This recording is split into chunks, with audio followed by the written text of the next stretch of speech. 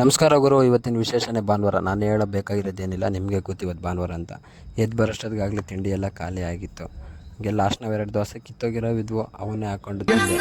Cheap ಅನಿಸ್ಬಿಡ್ತು ಅಂದರೆ ನಿಮ್ಮ ತಿಂಡಿ ತಿಂದ್ಬಿಟ್ಟು ಇನ್ನೇನು ಮಾಡೋಣ ಅಂತ ಹೇಳ್ಬಿಟ್ಟು ಅಂಗಡಿ ಕಡೆ ಕೆಳಗಡೆ ಬಂದೆ. ಅಂಗಡಿ ಕಡೆ ಬರೋಷ್ಟೊತ್ತಿಗಾಗಲೇ ನಮ್ಮ ಭಟ್ರು ಎಲ್ಲ ಬಂದಿದ್ದರು ಅಂತ ಅಂದ್ಕೊಂಡಿದ್ದೆ. ಅಷ್ಟೊತ್ತಿಗಾಗಲೇ ಬಂದು ಇದ್ದರು. ಬಂದುಬಿಟ್ಟೆಲ್ಲ ಈರುಳ್ಳಿ ಟೊಮೊಟೊ ಎಲ್ಲ ಹಚ್ಕೊಂಡಿದ್ರು ಬಿರಿಯಾನಿಗೆ. ಅವರೆಲ್ಲ ಬಿರಿಯಾನಿ ಎಲ್ಲ ರೆಡಿ ಮಾಡ್ಕೊಳಕ್ಕೆ ಸ್ಟಾರ್ಟ್ ಮಾಡ್ಕೊಂಡಿದ್ರು. ಹಾಗೆ ನಾನು ನಮ್ಮ ರಾಘವೇಂದ್ರಣ್ಣ ಯಾರೋ ATM ದುಡ್ಡು ತಂದು ಕೊಡಪ್ಪ ಅಂದರು, ತೆಕ್ಕೊಟ್ರು.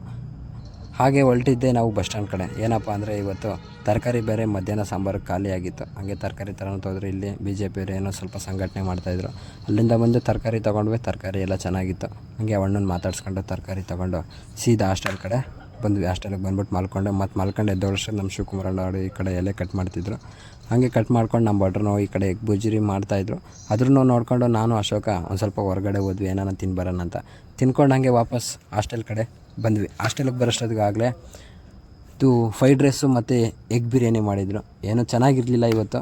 ಏನು ಮಾಡೋಕ್ಕಾಗಲ್ಲ. 2 ಮೊಟ್ಟೆ ತಿನ್ಕೊಂಡು ಒಂದು ಸ್ವಲ್ಪ ಎಗ್ ಫ್ರೈಡ್ ರೈಸ್ ಅಷ್ಟೇ ತಿಂದ್ಬಿಟ್ಟು ಸುಮ್ಮನೆ ಅದು ಇವತ್ತಿನ ದಿನ ಇಷ್ಟ ಆಗಿತ್ತು ಅಂತ ಮುಗಿಸ್ತಾ ನಮಸ್ಕಾರ. ಎಲ್ಲ ಫಾಲೋ ಮಾಡಿ ಅಂತ ಹೇಳ್ತೀನಿ.